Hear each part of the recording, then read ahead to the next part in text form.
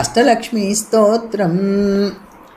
सुमनसवन्दितसुन्दरि माधविचन्द्रसहोदरि हेममये मुनिगणवन्दितमोक्षप्रदायिनि मञ्जुलभाषिणि वेदनुते पङ्कजवासिनि देवसुपूजितसद्गुणवर्षिणि शान्तियुते जय जय हे मधुसूदनकामिनि आदिलक्ष्मि सदा पालय माम्। अयि कलिकल्मषनाशिनि कामिनि वैदिकरूपिणि वेदमये क्षीरसमुद्भव मङ्गलरूपिणि मन्त्रनिवासिनि मन्त्रनुते मङ्गलदायिनि अम्बुजवासिनि देवगणाश्रितपादयुते जय जय हे मधुसूदनकामिनि धान्यलक्ष्मि सदा पालय माम्।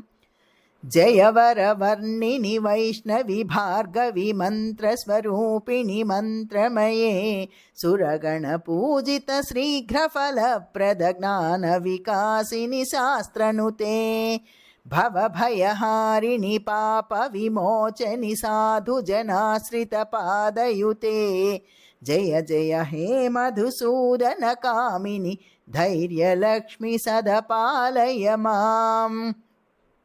जय जय दुर्गतिनाशिनि कामिनि सर्वफलप्रदशास्त्रमये रथगजतुरगपदादिसमावृत परिजनमण्डितलोकनुते हरिहर ब्रह्मसुपूजित सेविततापनिवारणपादयुते जय जय हे मधुसूदनकामिनि गजलक्ष्मीरूपेण पालय माम्। अयि खगवाहिनि मोहिनि चक्रिणि रागविवर्धिनि ज्ञानमये गुणगणवारिधि लोकहितैषिणि स्वरसप्तभूषितगाननुते सकलसुरासुरदेवमुनीश्वर मानववन्दितपादयुते जय जय हे मधुसूदनकामिनि सन्तानलक्ष्मि सदा पालय माम्। जय कमलासनि सद्गतिदायिनि ज्ञानविकासिनि गानमये अनुदिनमर्चित कुङ्कुमधूसरभूषितवासितवाद्यनुते कनकधरास्तुति वैभववन्दित शङ्करदेशिकमान्यपदे जय जय हे मधुसूदनकामिनि विजयलक्ष्मि सदा पालय माम्।